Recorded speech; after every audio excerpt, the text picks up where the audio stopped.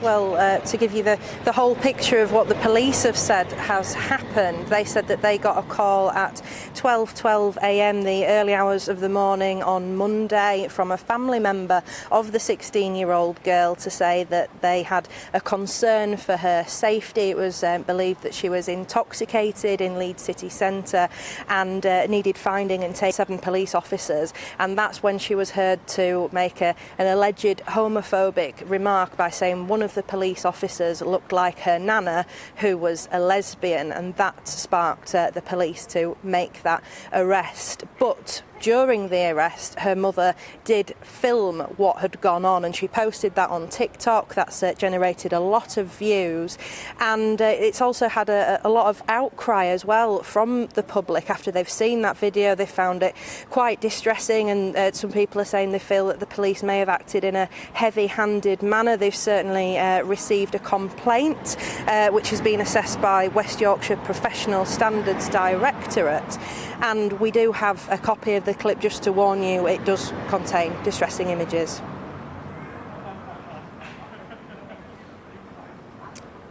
OK, Anna, thank you very much. Well, hopefully we can speak to former police officer and founder of campaign group Fair Cop. That's Harry Miller.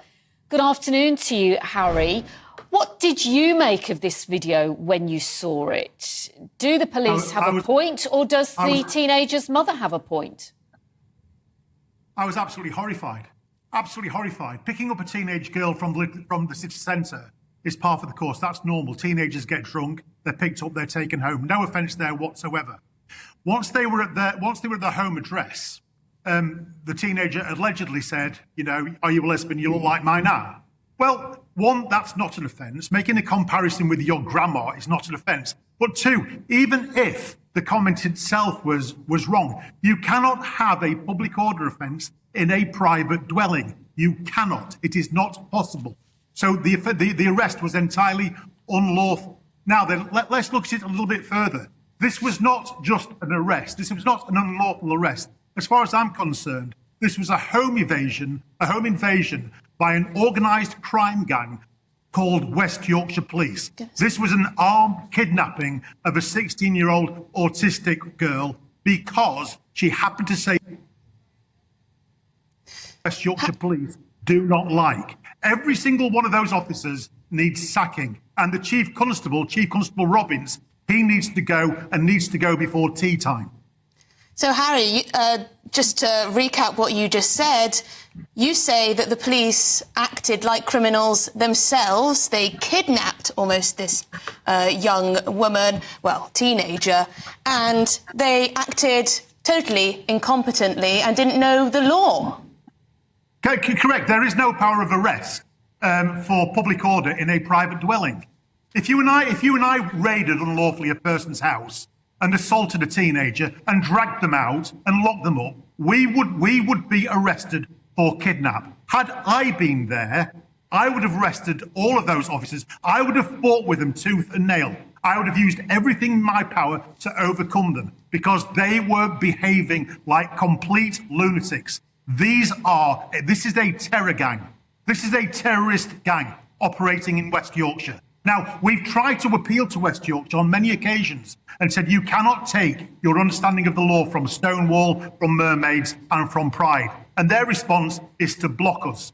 These exact same officers last weekend were tooting the woke horn at one of the West Yorkshire Prides. And this week, they're there knocking down doors and dragging out a poor autistic girl because we happen to make a comment. Harry, you're making obviously quite a lot of strong allegations there, and it's only fair that West Yorkshire Police do have the right of reply. And in a statement we've heard from them, they say that a 16-year-old had been arrested on suspicion of a homophobic public order offence, but urged people to avoid reaching conclusions solely on the basis of the social media video, which only provides a very limited snapshot of the circumstances of this incident. Do you accept that maybe we actually don't know everything that happened here? We don't know the lead up to how this happened. No, I don't. Because the statement that they put out said that the arrest was made following a comment made in the dwelling. Now, you cannot have a public order offence in a private dwelling. There is no such thing. So their own statement gets it entirely wrong. This is after they've contemplated it, realised that they're in deep trouble. And what they've done is they've got a bigger spade and dug a deeper hole. You cannot have a public order offence in a private dwelling. The arrest was entirely unlawful, and I hope that she sues them and takes them for everything they've got.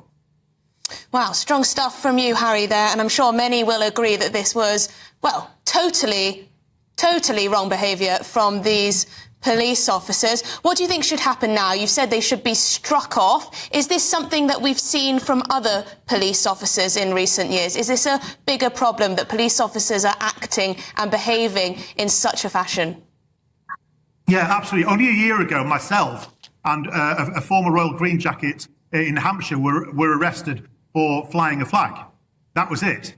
We were arrested, thrown in the cells for a number of hours. The following day, we made an outcry. The local PCC made an outcry. The newspapers were all over it. And, of course, they had to apologise and they had to pay out. Now, what was interesting is when I put in my claim, I claimed for assault, I claimed for unlawful arrest, but I also claimed for armed robbery, in that they took my fingerprints and DNA under the immediate threat of violence. That was taking my property under coercion, that was robbery, and they paid out. And I would encourage this young lady to do precisely the same. Because the police don't have a heart, they don't have a conscience. What they do have is a budget. And we have to hit them where it hurts, and the only place it hurts is in their budget.